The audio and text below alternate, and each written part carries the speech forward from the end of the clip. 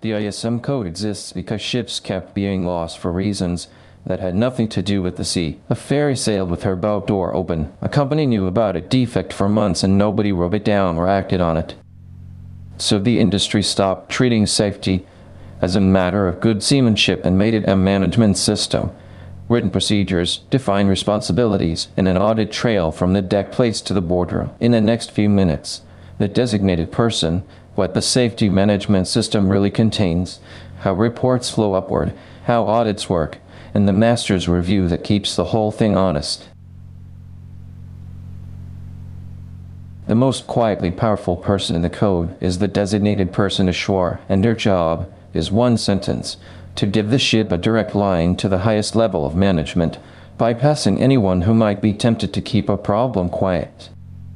That line matters commercially. A superintendent under schedule pressure and a master worried about a defect have opposite incentives, so the code deliberately routes safety concerns around them both. Every crew member must know who the DP Wade is and how to reach them without asking permission. Examiners ask this constantly, and inspectors ask the crew directly. The safety management system is not one manual, it is the whole documented way the company runs its ships.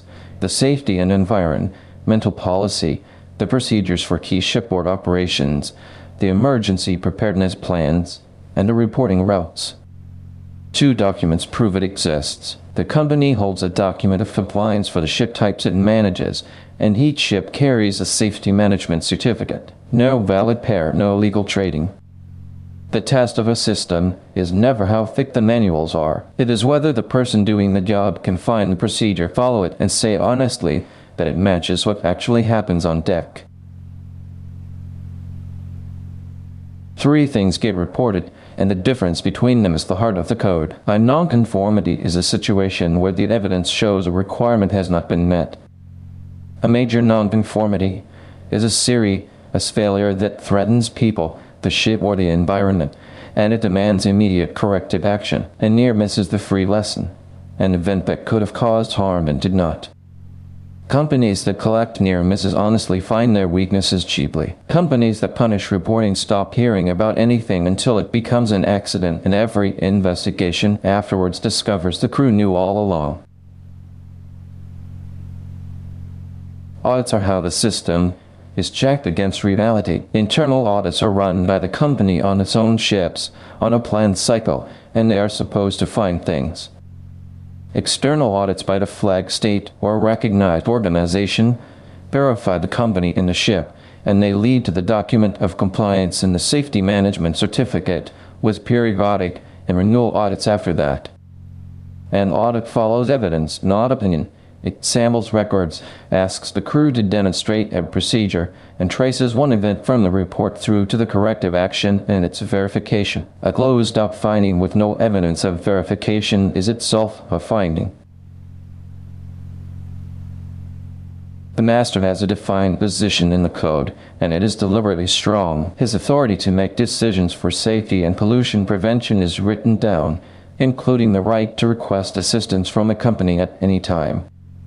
He also owns the master's review, a periodic assessment of whether the system is working aboard his ship sent to the company with deficiencies named plainly, and the company is obliged to respond. That review is the honesty valve of the whole code. A file full of reviews that say everything is satisfactory tells an auditor more about the company than any deficiency ever would. Examiners test the ISM code in 3 layers: the structure, the DA, the DOC, and the ISMC, and what the system must contain. The definitions: non-conformity, major non-conformity, near miss, and accident, with the response each one demands. And judgment: what a master does when a procedure does not match the ship, and what an auditor concludes when corrective actions are closed without evidence. Worked practice makes those answers routine. That practice is what the workbook is for. The ISM Code and the safety management system, covering procedures, audits, non-conformities, and the master's review, with 280 practice questions and worked answers. The link is in the description, alongside the rest of the TelePress Maritime library. Write what you do what you write, and the audit takes care of itself.